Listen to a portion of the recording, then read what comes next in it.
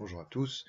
Aujourd'hui, je voudrais vous dire quelques mots à propos d'un livre paru il y a 2 ans et qui semble éclairer particulièrement quelques aspects de la crise que nous traversons, quelques aspects par là où elle est politique.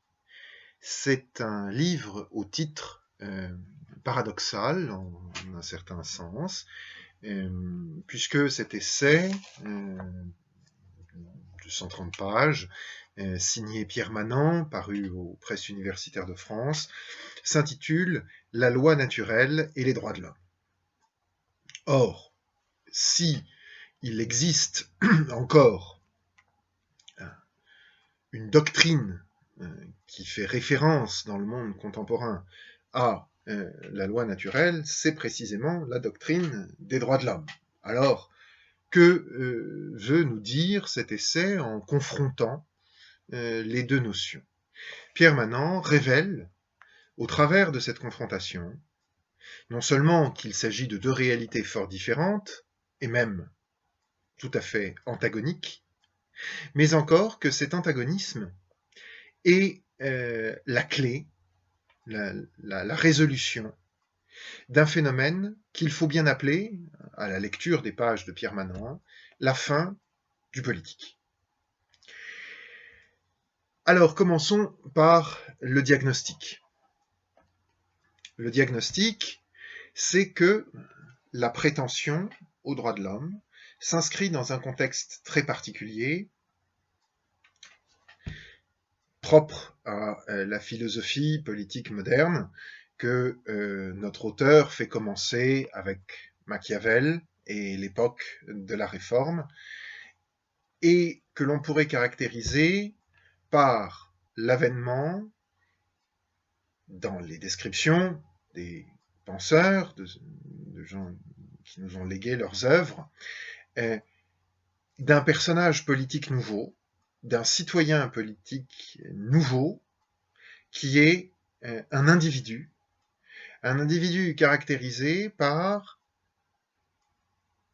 la définie essentiellement comme un faisceau de désir, de puissance, demandant à s'épanouir, à être reconnu. Et il en ressort que la doctrine des droits de l'homme débouche sur un certain nombre de paradoxes, d'injonctions contradictoires et, pour le dire, d'impasses. Alors reprenons les choses depuis le début. Quel est ce nouveau citoyen des penseurs de la modernité? C'est un citoyen qui se caractérise par une nature, donc une loi naturelle, mais quelle loi? Quelle nature? La nature qui tient les hommes séparés et disponibles pour une égale liberté. C'est la nature qui, vide de toute qualité, qui ferait signe vers un bien, indemne de toute différence d'âge, de sexe ou de capacité, est strictement la même chez tous les membres de l'espèce. C'est la nature qui, dépourvue de toute complexité ou de toute ampleur intérieure, n'a rien à nous apprendre sur l'être que nous sommes. Elle a d'ailleurs si peu à dire sur notre part animale. Si elle nous laisse tous également libres, c'est pour la raison négative qu'elle ne comporte aucun caractère proprement humain, aucun caractère liant. La nature du citoyen qui proclame ces droits de l'homme, c'est la nature de cette figure que Pierre Manant appelle l'individu vivant. Et par individu vivant, il désigne ce sujet qui est page blanche, sans détermination, comme il l'explique dans la page que je viens de citer, et dont toute l'action ou plutôt tout le déploiement d'activités qui ressemblent à un agir rationnel, n'est que l'effort, le combat permanent pour faire reconnaître la prétention. Mais quelle prétention? La prétention de n'avoir pas de règles à l'intime de lui-même, à l'intime de ce dynamisme vivant qu'il forme. C'est l'individu qui sera plus tard l'individu de la franc-maçonnerie, l'individu sans famille, l'individu sans nation, l'individu sans cité, qui, avant toute organisation humaine, est titulaire de droits que la cité est priée de reconnaître. Et d'ailleurs, dans lesquels la cité et son action comme cité, c'est-à-dire son action politique, trouvent toute légitimité. C'est un individu qui produit des effets matériels, concrets, mais aussi des effets de droit dans la proclamation de la loi qui déclare les droits de l'homme, qui ressemblent seulement, nous dit Pierre Manant, à des actions. Je ne reviendrai pas sur les grandes inflexions historiques que développe Pierre Manant dans les 60 premières pages de son ouvrage et qui forment les jalons de cet avènement de cet étrange individu, pour m'arrêter sur la caractéristique propre de cet individu. C'est que cet individu, dont la science détermine au préalable les propriétés politiques, diffère fondamentalement du citoyen selon la pensée classique réaliste.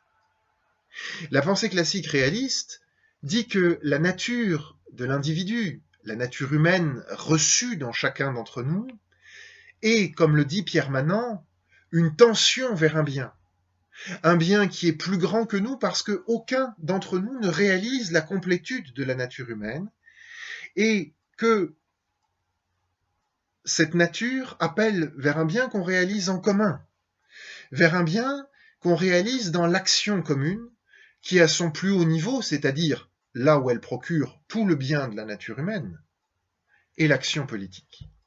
Au contraire, cet individu vierge, égal et libre de faire reconnaître l'égalité de la force de ses prétentions à tous ses concitoyens, c'est un individu qui récapitule en lui toutes les propriétés de cette nature sans qualité, nous dit Pierre Manant. Et ainsi, le droit qui en résulte, c'est un droit, ce droit de l'homme, ces droits de l'homme, c'est un droit de la prétention individuelle ou communautaire, ethnique, sexuelle, etc., de cet individu. Et c'est là le théorème qui commande ce qui ressemble encore à l'action politique dans la cité. Ce droit de l'homme, qui fonde la légitimité, c'est un droit de chacun à toute chose. C'est une prétention préalable à toute organisation sociale, et même en théorie, à toute venue au monde, à toute insertion dans la cellule familiale, qui nous recueille pourtant dès la naissance, à faire prévaloir tous les désirs au nom de cette nature prétendument universelle, mais qui n'a de mesure, qui n'a de critères que dans le désir de l'individu. Aussi, nous dit Pierre Manant, cette constitution des droits de l'homme, loin de rejoindre une loi naturelle qui repose sur un bien commun que l'intelligence peut saisir et vers lequel l'action politique tend en permanence et réalise dans cette tension, dans ces multiples réseaux de relations, de commandements, d'obéissance, d'amitié, de connaissances qui font la cité politique, Eh bien, tout au contraire, la nature moderne, la nature de cet individu, c'est la proclamation de la subjectivité du sujet, la proclamation de cette incommunicabilité de ce sujet autonome. Et elle aboutit ainsi à une situation paradoxale où c'est au nom de l'universalité d'un principe, la légitimité des droits de l'homme, que l'on doit reconnaître tous les particularismes. Cette contradiction, dans cette injonction contradictoire, se retrouve dans la confrontation entre l'Occident et les cultures qui lui sont étrangères, qui lui sont exotiques, se retrouve évidemment à l'intérieur des cités, entre les différents groupes, et se retrouve aussi dans l'abolition du privé et du public. Et c'est là, la contradiction est tout à fait intéressante. C'est que la loi, qui est une loi permissive, une loi qui déclare que l'individu égal et libre a droit à telles choses qui lui sont parfaitement subjectives, puisqu'il en est lui-même le critère ultime, doivent être reconnues par tous, et reconnues par tous comme si c'était normal. Et, écrit Pierre Manant, les concitoyens sont ainsi obligés, se voient contraints de savoir, sans la moindre ambiguïté, des choses qu'ils n'avaient pas forcément envie de savoir, et de relever des choses que la norme qui les fait relever les oblige à accepter comme s'il n'y avait rien de particulier à relever. Bref, le règne des droits de l'homme, ce n'est pas le règne de la loi naturelle, parce que la loi naturelle, c'est une finalité qu'une intelligence peut reconnaître et qui donc peut rassembler des hommes, susciter une action commune sous la direction d'un chef, d'un prince, d'un gouvernant, qui suscite l'action de tous en vue de parvenir à ce but, ou plus exactement qui suscite l'action de tous pour que cette action commune s'épanouisse dans la direction assignée par ce but et réalise ainsi très concrètement ce qu'on appelle le bien commun. Le cœur du problème, dit Pierre Manant, c'est en fait l'idée qu'on puisse être à la fois, comme citoyen autonome, comme citoyen qui se donne à lui-même la loi, chef et gouvernant. Et Pierre Manant prend un exemple intéressant qui m'est allé droit au cœur. Arrêtez de fumer. Arrêtez de fumer, le citoyen autonome dira qu'il se commande à lui-même d'arrêter de fumer. Là où l'homme de la cité classique dira qu'il fait preuve de maîtrise de lui. Le citoyen autonome prétend être à la fois celui qui commande et celui qui obéit.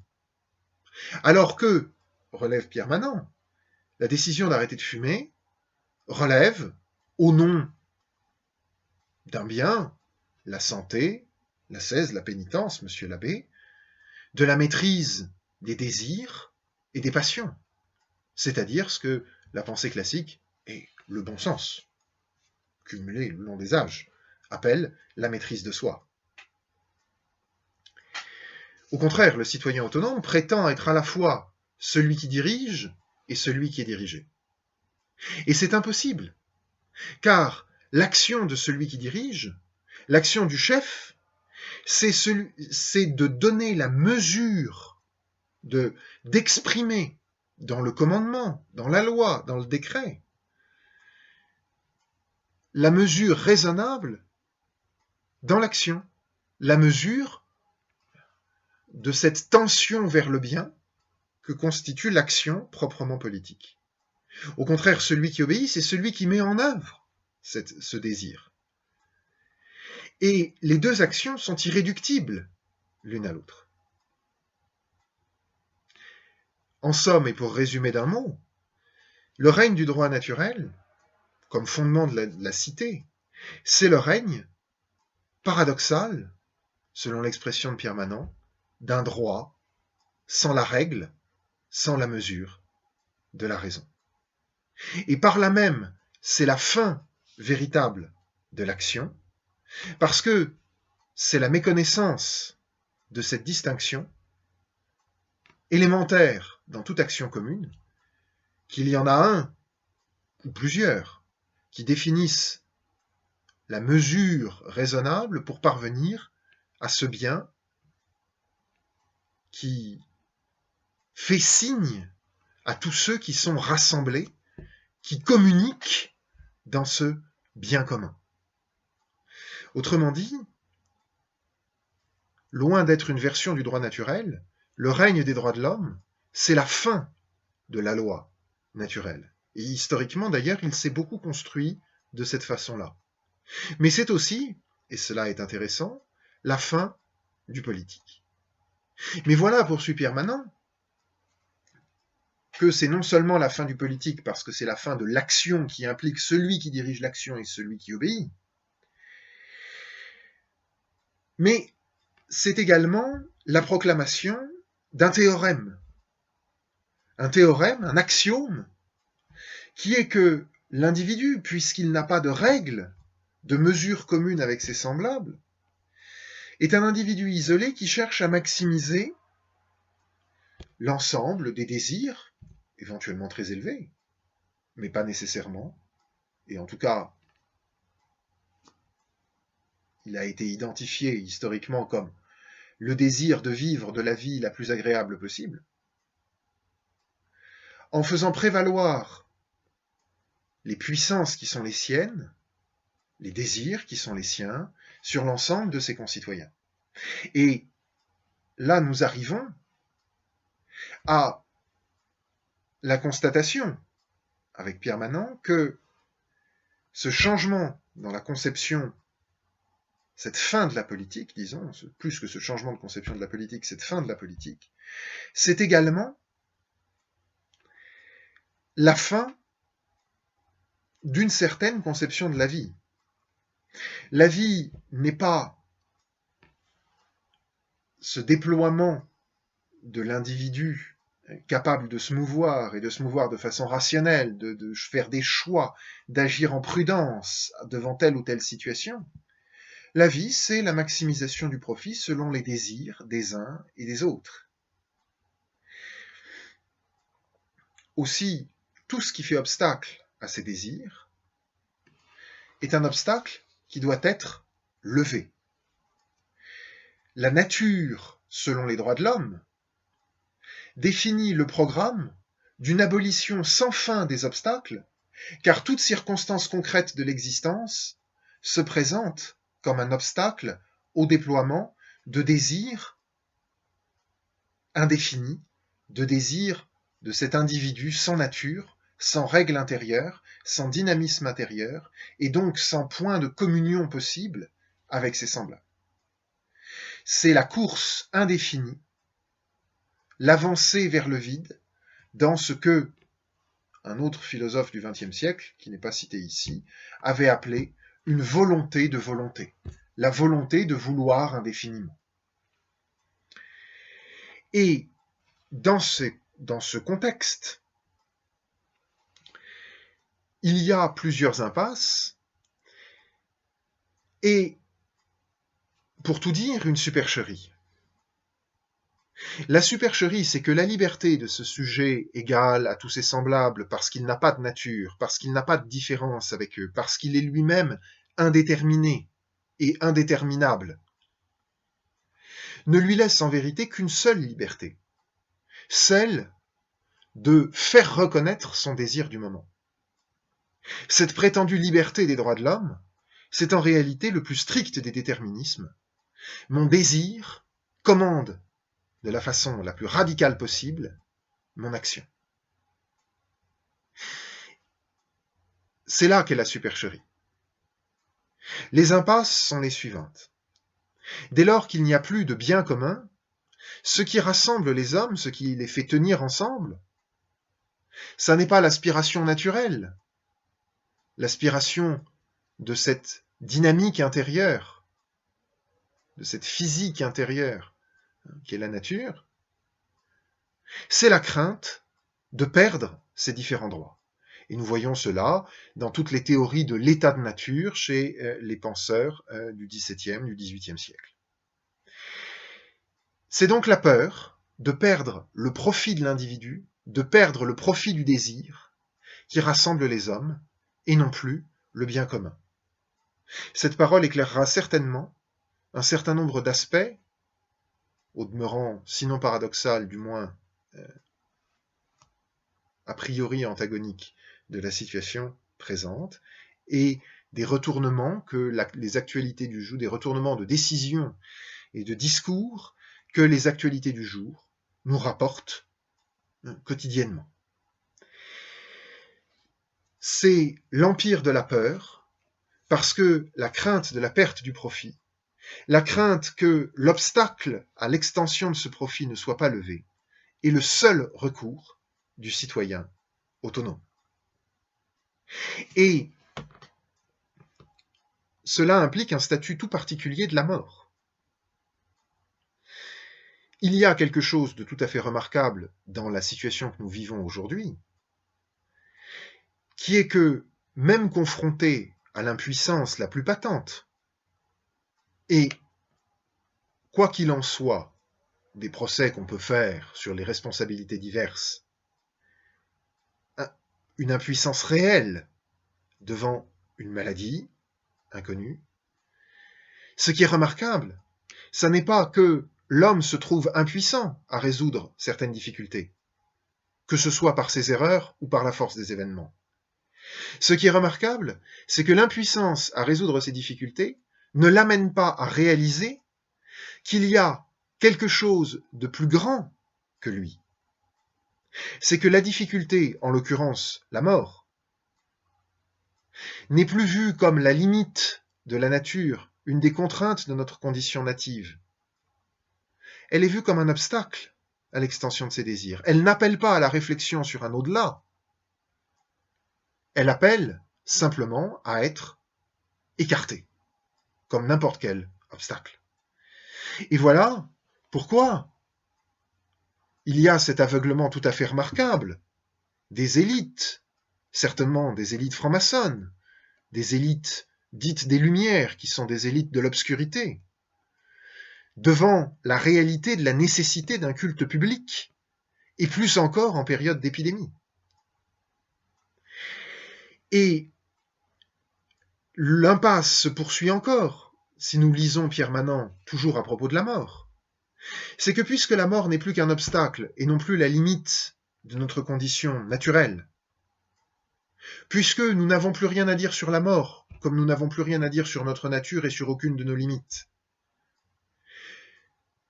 il devient tout à fait loisible de donner la mort, même à des innocents, au nom de critères les plus subjectifs, des exigences de cet individu page blanche et titulaire de droit, dès lors que la vie d'autrui ne paraît plus digne d'être vécue au standard de cet unique critère très formel et très vide de la maximisation du bien-être dans la crainte de perdre la capacité de réaliser ses désirs. C'est au nom de l'arbitraire que l'euthanasie, qui est pratiquée, celui qui vous parle en ce moment l'a vu pratiquer, peut trouver sa légitimité dans un discours qui ne reconnaît plus que l'utilité de cet individu franc-maçon comme critère de légitimité. Mais l'impasse, et pour en revenir à des questions plus globales, l'impasse, elle est encore plus générale, c'est qu'elle est une résorption du politique dans le tissu des évolutions sociales. Il n'y a plus la décision libre devant les circonstances prise en prudence. Le politique, pour être légitime, doit être le miroir exact, doit prendre le pli de la cité, de la constitution sociale de la cité, des aspirations les plus contradictoires des divers individus dans la cité. Et voilà la fin du politique. Mais comme il y a un appareil administratif et législatif chargé de proclamer et de faire reconnaître ces droits que des individus qui n'ont plus rien de commun entre eux se rassemblent uniquement pour pouvoir défendre, comme s'ils étaient à la fois eux-mêmes les sujets et les princes.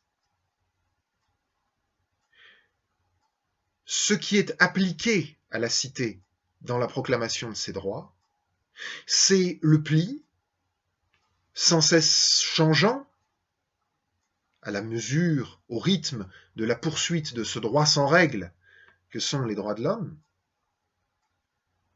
de la structure étatique elle-même.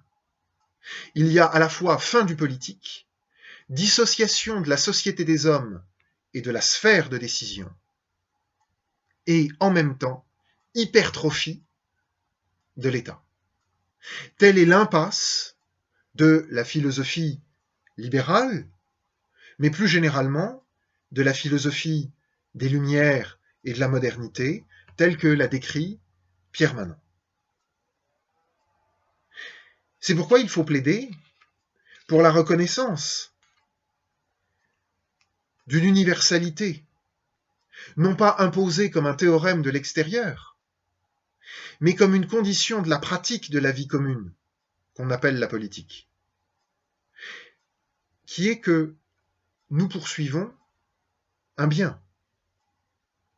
Nous poursuivons un bien qui est soit de l'ordre de l'agréable, soit de l'ordre de l'utile, soit, enfin, de l'ordre de l'honnête, du noble, du juste, de l'ordre de l'amitié. Et que, bien entendu, les conditions historiques font que l'action qui réalise, qui concrétise ces différents biens, aura une extension, une ampleur, une profondeur plus ou moins grande, mais que toujours cette loi naturelle de la politique, qui est une véritable action et non pas l'application d'un théorème, se réalise et permet d'évaluer en prudence et en justice l'action de gouvernants et de gouvernés. Nous arrivons avec ces considérations à la dernière contradiction que relève Pierre Manant.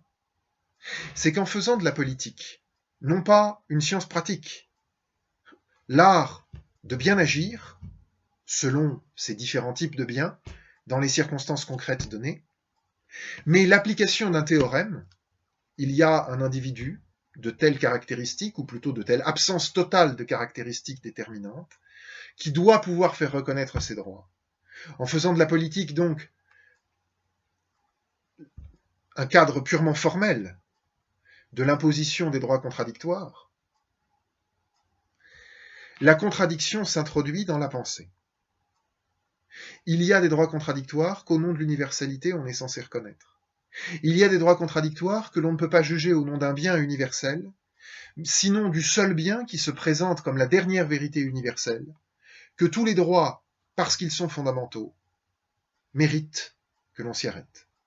Et c'est ainsi que la Cour constitutionnelle allemande, le tribunal constitutionnel allemand, déclare que l'embryon possède la dignité de la personne humaine, mais que l'avortement n'est pas contraire à cette dignité. C'est ainsi que on fait mourir les vieux, les malades, dans les EHPAD, à l'hôpital. C'est ainsi qu'on emprisonne les citoyens entre la crainte de mourir aujourd'hui de la maladie et demain de la faim. Et ce livre de Pierre Manant est une réflexion qui, par certains côtés, sera peu encourageante parce qu'elle éclaire des aspects sombres de la réalité, mais en même temps tout à fait stimulante, car elle révèle le caractère raisonnable, le caractère nécessaire en même temps, d'un relèvement du politique et, en régime chrétien, d'un politique qui n'est pas le dernier des biens, mais qui s'ordonne à un bien supérieur, de telle sorte que la vie et la mort aient un sens, et que la liberté des hommes dans la cité et des enfants de Dieu dans l'Église, soit à nouveau une chose réelle et non pas un mot vide de sens. Nous nous retrouvons samedi pour un peu d'histoire.